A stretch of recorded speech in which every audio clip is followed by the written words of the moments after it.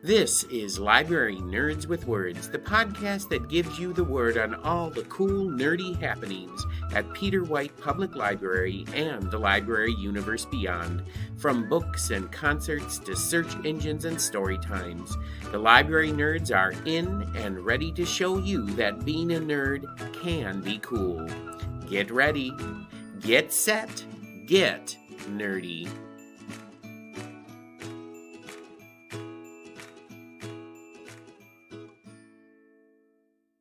Welcome back for this new episode of Season 5 of Library Nerds with Words, the podcast where you get the word on all the cool things happening at Peter White Public Library and the library universe beyond, straight out of the mouths of the people who know it best, library nerds. I'm Marty Achatz, the Adult Programming Coordinator for Peter White Public Library, and joining me today in Nerdio City Music Hall is everyone's favorite nerd superstar, Andrea Marsh, Communications Coordinator here at PWPL. Welcome to the podcast, Andrea. Thanks for having me back, Marty. So it has been a hot minute since you were last on the podcast to talk about the NEA Big Read at PWPL. I believe that we spoke about the beginning of March, and we are now at the beginning of June. And things are heating up here at PWPL for our summer reading season, and I'm sure you'd like to sing at the top of your lungs about all the wonderful things happening at the library in the coming months. Yes, that is clue number 1 about the topic for today's podcast. You might say we are making a concerted effort to keep the public entertained this summer. That is clue number. I know she's shaking her head.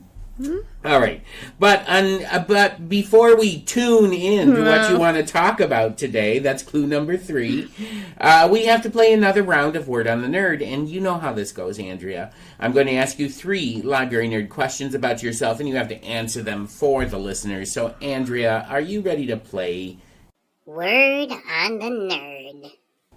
All right, Andrea, as always, this is going to be a little game of Would You Rather. I'm going to ask you 3 Would You Rather questions, and you have to truthfully answer them for the listeners. And all of today's questions have something to do with music in some way. So, here we go. Here's your first question. If possible, would you rather go to a reunion concert of the group ABBA, or would you rather go to a reunion concert of the Spice Girls? Oh, this is challenging. I was not expecting this. My gut reaction when you first said the first group, ABBA, I was like, oh my gosh, the crowd is going to be insane. It's going to be a dancing party, fun for all ages. And then you said the Spice Girls, and well, that kind of threw a wrench in that one. Well, tell me what you want, what you really, really want. I don't know if you know this, but when the Spice Girls first came out in the mid-90s, 1995, I was at a very influential age. And yes, my group of friends, we did play Spice Girls at recess. Okay. And I was always Ginger, which I thought was really interesting.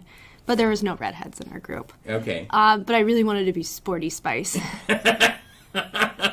But in the same thing, like, the audience would be very feministic. Everyone is dancing and having a great time. I don't know if you've seen recent photos of the Spice Girls, but they have aged flawlessly. I know. I mean, they like, do. They all look great. Victoria Beckham, like, I don't know if she's ever going to age. Well, even Scary Spice. She looks amazing. Yes. Mel B. Oh, Mel B. So, as you can tell, I'm a huge fan of the Spice Girls. Yes.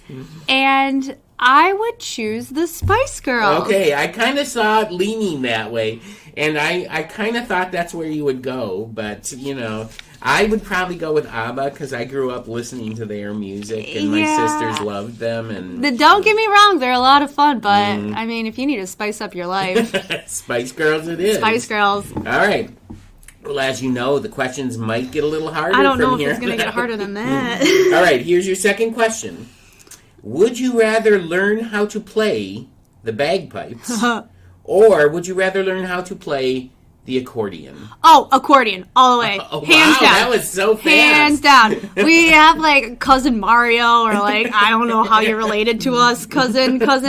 And at all family functions, he brings out the accordion. And it's this beautiful, like very, very old accordion, and it's red, and he just like, and everybody's up on their feet. We're having a great time. And it is like an obsession to be a source of people's enjoyment, and that's what I love about musicians, is like they are the source of enjoyment. They're creating the music, the vibes, the entertainment, the energy, the passion, and like I want that. And then you can sit down while you play the accordion, you can, yes. which conserves a lot of energy. It does, yeah. And you are not only pumping back and forth, but you're like slamming on the keys. So you're getting a good workout. You are, and then you have like buttons over here, and there's like 5 billion buttons that I don't know what they do, but like accordion, 100%. Okay, wow. Okay. The first one you struggled with, that one was easy. We'll see how you're going to do with this last one. All right. So here's your last question. Would you rather eat Elvis Presley's favorite food, which was a fried peanut butter and jelly and banana sandwich, or would you rather eat one of David Bowie's favorite meals, which was a glass of milk and handfuls of red peppers? I'm serious. Like, are these spicy red peppers? I believe are they just so, bell yeah, peppers? because the milk cuts the spice. Well, let's break this down. So we're talking about a sandwich that's probably 88,000 calories. Yeah. And you're talking about burning your larynx eating peppers. I mean, Bowie was a skinny Yeah. mother Yes, musician. He was. Yes, he was. So that all makes sense. Elvis had some weight to him. Yes, he did. Some At the density, end of his life, yes. Some density. I did hear a rumor that Elvis would fly on his private plane. Didn't his private plane have a name? Oh, yeah. Where's Ben? He I has have no all the idea. trivia I know. facts. It was probably called the Priscilla one or something like that. He would fly to this restaurant that had this on the menu just to eat it. Yep. And I'm like, that is why we have climate change. I would absolutely go for Elvis's sandwich. One, I live off of peanut butter and jellies because they're just so nostalgic. Yep. And very comforting and cheap. And like, you can just make them on the fly. They're good at any time of the day. Deep fried, I'm like, hell yeah. Like, have you ever had something that didn't taste good when it was deep fried? A pickle once. And You don't even like pickles. I don't like pickles, that but I doesn't count. tried it. Yay for you for trying. I think deep fried pickles are delicious. Deep fried cauliflower, sign me Deep fried up. ice cream, have you had that? No, but I will So probably like it. Deep fried Oreos are fantastic. I will like it. I think at like the Iowa County Fair, no, Iowa State Fair, it is like in fact, like the largest state fair in the nation. Fact check that, please. They have deep fried butter. Oh. Yeah. Originally, I was like, that's disgusting. But now I'm like, totally eat that.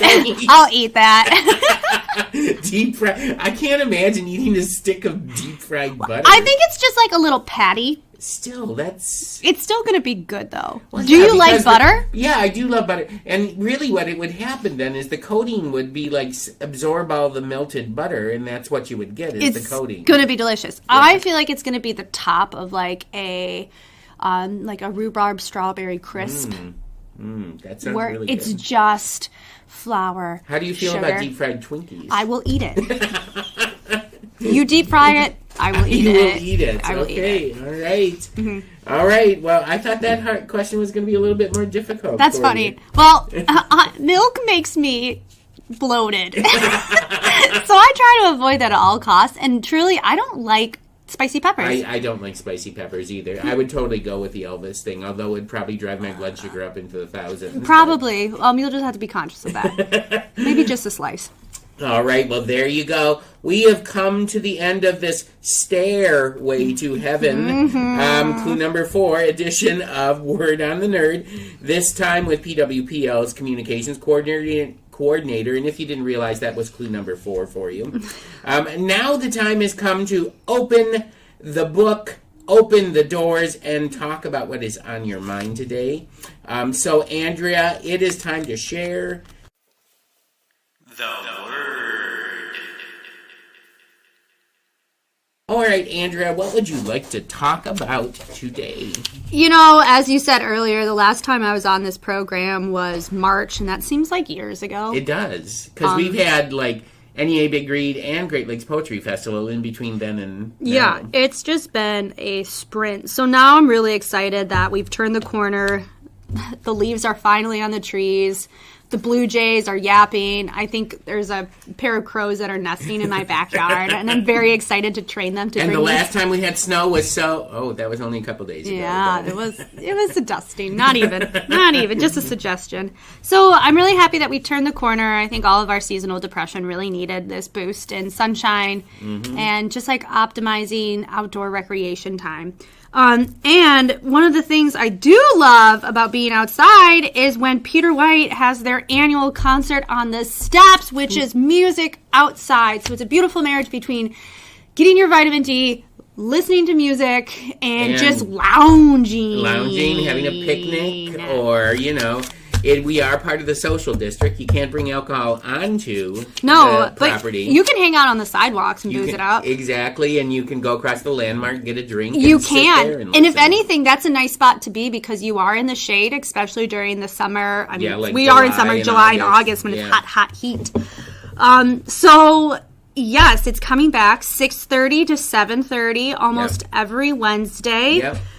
Blues Day Tuesday, they're part of the concert series as well, and they're the final Tuesday of the month, 6:30 to 7:30.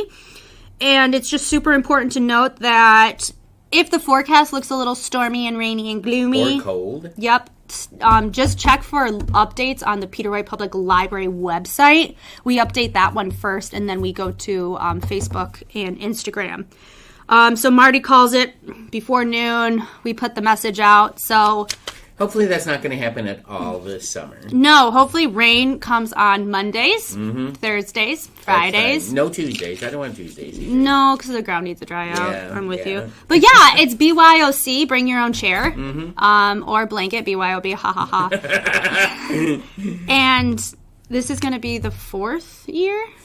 Fifth year? This is the fifth year? The fifth year, yeah. Wow, amazing. Well, it sort of started during COVID when we couldn't have anybody inside the library. And so Carolyn, who was the adult program coordinator before me, thought, how can I do this? And so she started having musicians when everything was shut down, but people could gather in like 6 foot apart spaces, What a weird time. Again, it seems like a millennia ago. It does. But yeah, so she decided, let's have bands on the steps. And it was really, really popular. And so I thought, okay, well, let's try this again. And I did it again, and it became so popular. I literally think this is the most popular series that I do all year long. 100%. Just because, you don't really have to worry about capacity and, fire code. I mean, this outdoors can be enjoyed by everybody. Right. And it still remains a third space where it's admission free thanks to the Carol Paul Memorial Trust Fund and the Friends of the Library. So it's amazing that you can provide entertainment for the masses that the masses can enjoy without having worries about, emergencies. Well, and the thing that I love about the concert on the steps is not a lot of people, when you're inside, people don't realize that there's a concert going on or this going on. However, if there's a band on the steps of the library and you're walking and you can hear that music from blocks away. So people, just walking up from having dinner down on Washington, everybody just sort of stops. And even if you only stop for a couple songs or whatever, everybody has a good time when they see that. And we get people sitting on the steps of the church across the street. We get people at the landmark who come out and just line up and watch it there. We have regulars who just literally set up chairs alongside that fence across the street. It's cute. It has become its own huge thing. And we got a great lineup this year, I think. We do. We do have a great lineup. And I was going to add one more thing onto it. Oh, yeah, since you're having them on Wednesday, that's also the DDA's Wednesday Farmer Market down downtown. So it's just really easy to scoop up a snack and head up the stairs. Yep. The times overlap. So that's my strategy for Concert on the Steps is go get a tasty snack from one of your local vendors and then walk up back the up stairs and plop right down. Yeah, and that's what a lot of people do. I see that a lot. And now, Andrea did say it's most Wednesdays, not the first Wednesdays of the month. No, forget about it. But the second, third, fourth, and I think we have a fifth Wednesday in there in July. July is long. So we do have that. So just the second, third, fourth, and fifth Wednesdays, always Wednesdays, and they are from 6:30 to 7:30, and it kicks off on June 11th with Troy Graham. I think that June is going to be fantastic because we have Troy Graham, the Make Believe Spurs. On Blues Day Tuesday, we have the Delta Duo. And to close out that month, we have Cloverland. Talk about folk. I mean, it's going to be great. And we have some traveling bands that are coming in, too. We have the Boston Imposters, which they're fantastic. And in August, we have Gemini Moon, and they are fantastic, too. They're sort of an alt rock indie kind of vibe to them. It's a man and woman musician who are there, and they're just fantastic. Yeah, so are the Boston Imposters, too. The Boston Imposters are fantastic as well. A young group, and they've been touring, and they are. I'm just really excited about those two. And of course, we have other favorites. We have the Daryl Syria Project who's going to be doing stuff. Great and covers. We cannot do a Concert on the Steps series without having our favorite surf rock band, Ramble Tamble. Bring your earplugs. Yeah, they like it loud, and but we like that. They are so good, and for those people who show up for Ramble Tamble, they're going to be a little bit surprised because it has been a 3-person band. I now believe it is a 5-person band. Oh my gosh, it's going to be so much fun. So lots of great stuff going on. Great music. And again, even if it's raining, still show up because we will be in the community room if that happens. So. And even wrapping up the concert series, if we can just, I really want us to live in the present right now because this is the weather, the season of why we all live up here. And so I don't want to jump ahead too much, but I am looking forward to when this concert series wraps up on Tuesday, August 26th with the Broke Blues Band. Like, they are great performers. They come to Peter White all the time. They are frequent performers, blah, blah, blah, blah. Can you, cut that part out? I'm not going to cut that out. That's good. But they are frequent performers here, and in the community, too. That's what I was going to say. They are always playing shows. Yeah. You can see them around town. And they literally have people dancing in the street. I mean, honest to gosh, we should practically close the street down when the Flat Broke is here because it would be really cool. It would be cool to have a we little should talk to dance DTA next for Ramble Tamble, honestly. And Ramble Tamble too. People, I mean, that's not a bad idea. I think that the last time Ramble Tamble was here, they pushed close to 300 people eventually. Near the end of that concert. And Flat Broke does the same sort of thing. They bring in between 250, 300 people at their concerts.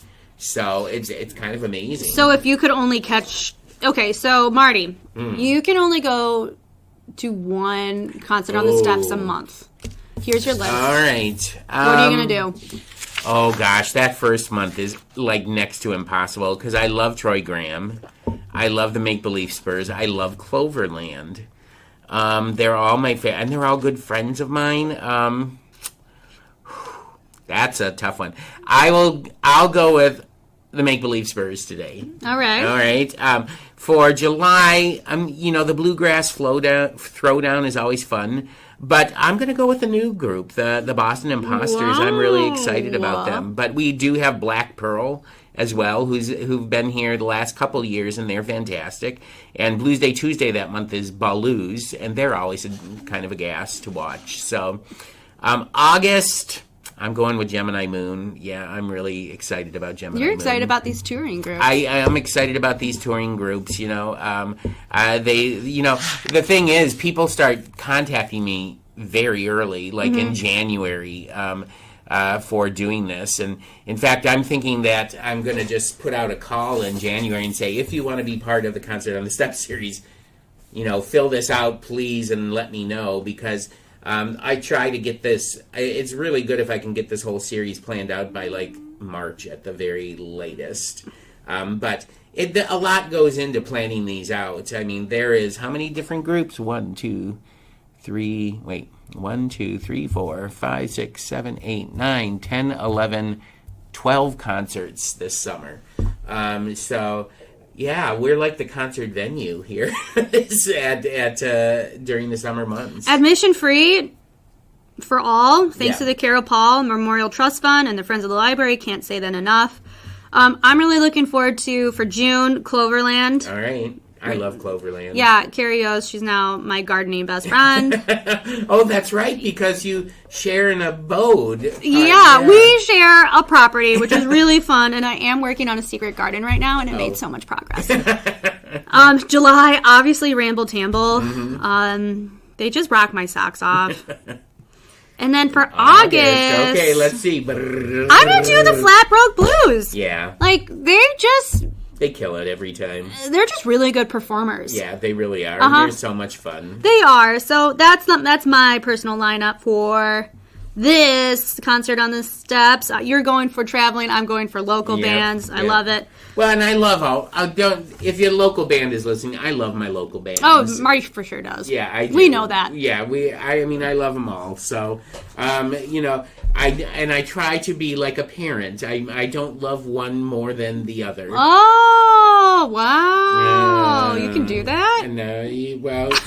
I have 2 children, so I have to be equal. So. Yep, that's what I tell my only child every day. You're my favorite child I've ever had. You don't add. You're the only child. And now he's like, Mom, I'm the only child. I'm like, I know. You're the favorite. And you just go, that's because I got the best child. What the a first convenience. Time. So that's my so gosh. Good. So efficient. All right. Well, there you go. That is the word from Andrea Marsh, Communications Coordinator at Peter White Public Library, on the 2025 Concert on the Steps season, which kicks off Wednesday, June 11th at 6:30 p.m. with singer-songwriter and Marquette Art Award Performing Artist of the Year, Troy Graham. But before I let you leave the Nerdport Folk Festival... Oh my gosh. I know, that's bad. I need to find out what you have been reading lately. Andrea, the title of a book that you think listeners should run to the library and pick up off the shelf. All right, Andrea, what have you been reading that's good? All right, so I am training my mind, body, and soul for adult summer reading right now. Okay. If you haven't heard, adults can have fun too. Yeah, and we're going to be talking about that next week, I think. So I won't spill the beans on that one. But I am reading Water Moon, which is our all booked up selection by Samantha, Sotto, Yambao. Did I say that correctly? Yambao, excuse me, Samantha. And I'm only a few chapters into this book. Marty has been giving it rave reviews.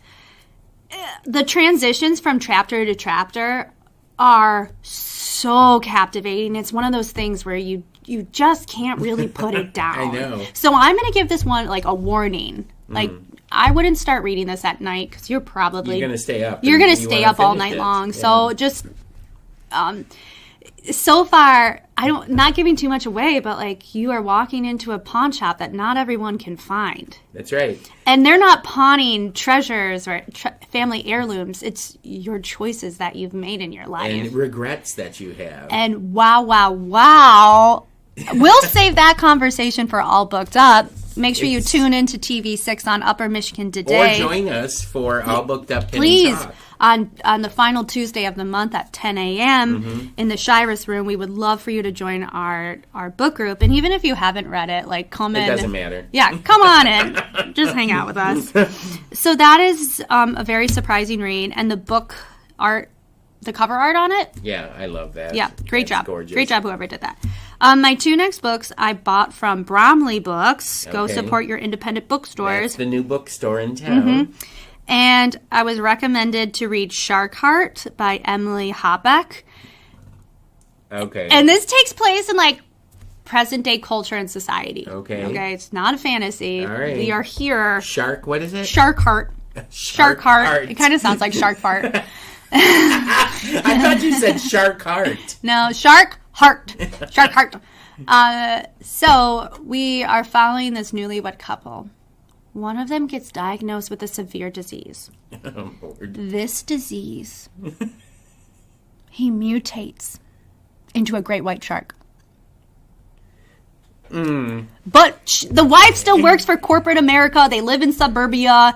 Like, everything is normal except for the fact that humans they have this, like, very fine line between these animal diseases where, like, there's another character in the book where she's going to give birth to, like, two, like, raptors, like, bird raptors. And, like, she is going to die because these little birdie raptors in her belly are eventually going to, like, use her pregnant belly as an egg, and they're just going to crack out of it. Why don't they just do a cesarean and take them out? Well, you know what? They got beaks. So it doesn't matter. Something pointy is going to happen. So it's this common thing where people can either give birth to animals or they're going to turn into an animal. And it's going to be a love story, and I was warned that I am going to ugly cry. So I'm still waiting for that to happen. But I did go into the Bromley books, and I just said, I want a love story, but I don't want any British or American sexy. Just give me a love story. That's all I want. So you're going to get into, I am, like, over the Robbie. No one is having intercourse with these animals. It's just a genetic mutation. That's all it is. I know, but if she falls in love with Shark Boy, well, you know, they might have sex and then he's going to bite her head off. He's not. They got married as humans. Think of this as cancer. You can get diagnosed with cancer anytime. I understand that, but I don't know. You know, that seems like a dangerous proposition to me. Well, I guess you're going to have to read the book, Marty.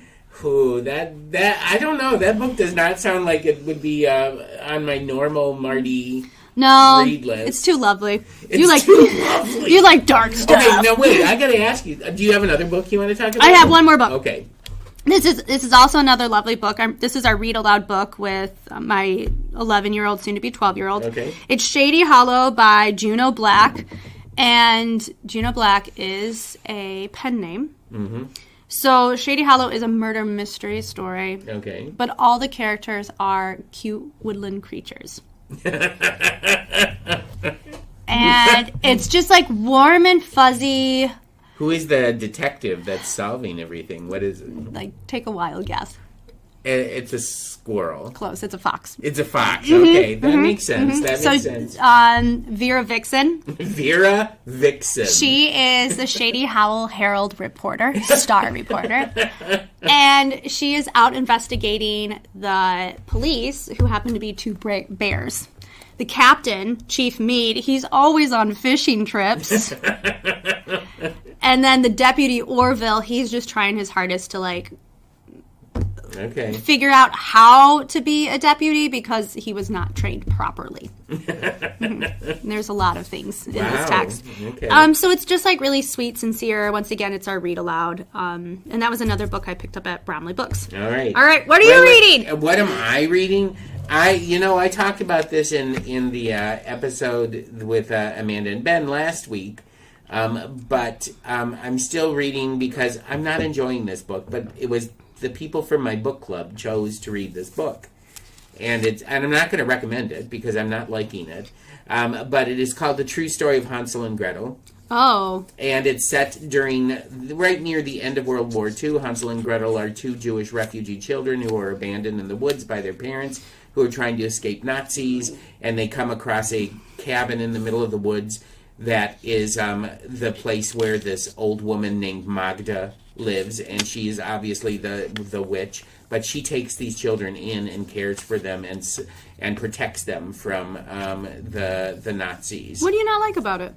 It's just not my cup of tea. It just really isn't. I mean, the premise is really interesting, and the writing is good.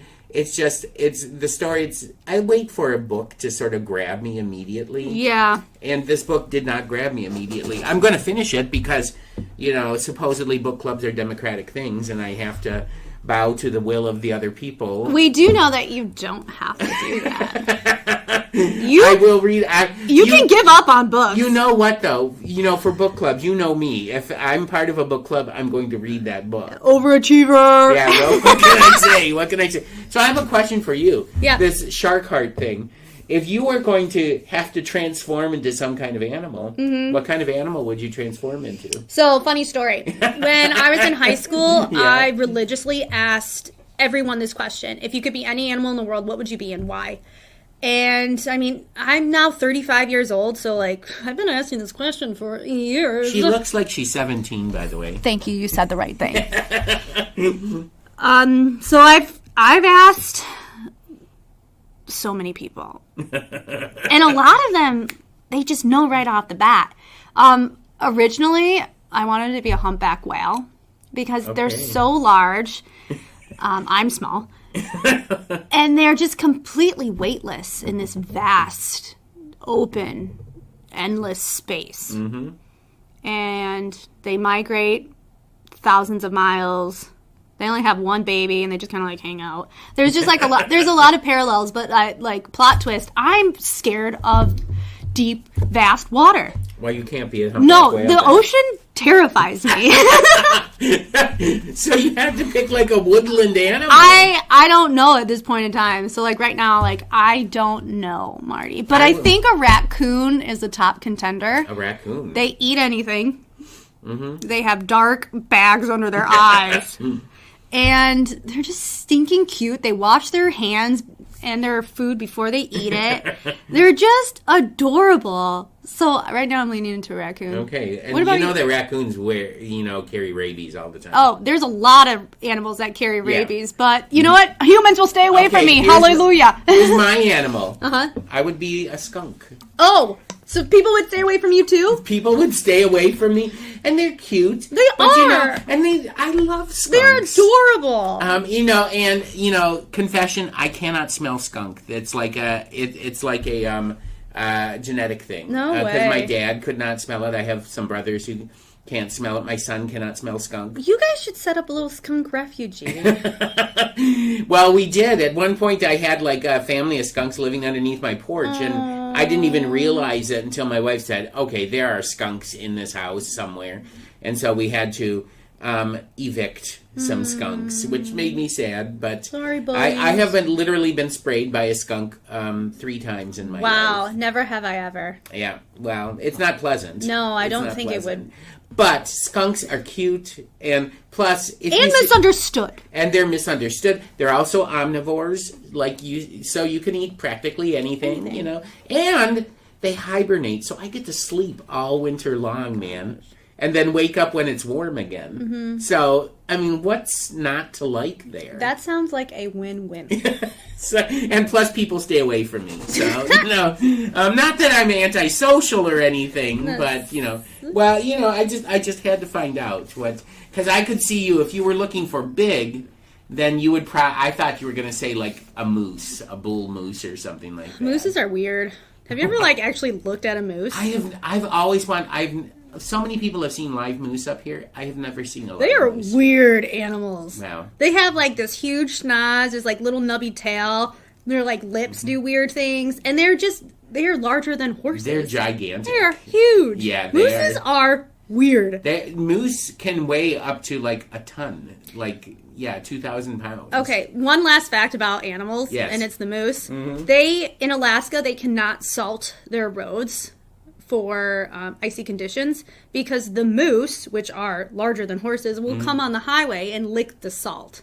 Well, that makes sense. Right? Yeah. And they have these moose fences along the highway that only allow mooses in. They can't get out.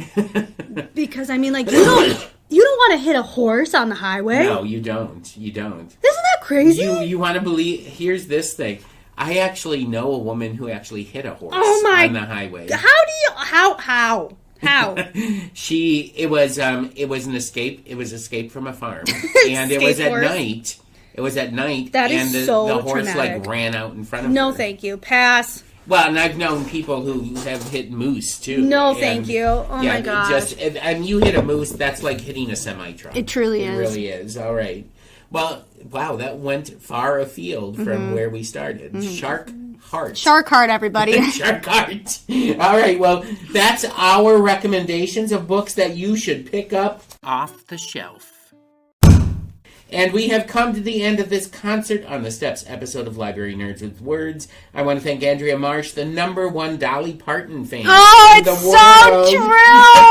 Oh my gosh, I love her. Can we get her? I would love to. Dolly, hey Dolly. Well, anyway. Dolly, can you come up here? Well, Andrea, thank you for stopping by the Nerd Aid concert today. That's a good one. Tune in next week when I will have a special guest, the one and only Amy Salmonen, head of Adult Services, to talk about a little adult summer reading here at PWPL. Until then, everyone, are you ready, Andrea? Let's say it together. Stay nerdy!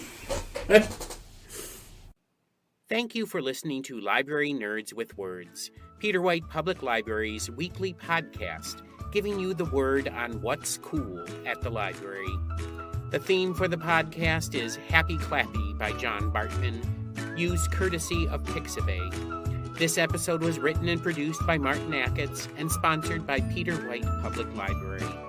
Until next week, pick up a good book, listen to some good music, watch a good movie, attend a great event, and remember, library nerds are the coolest people around.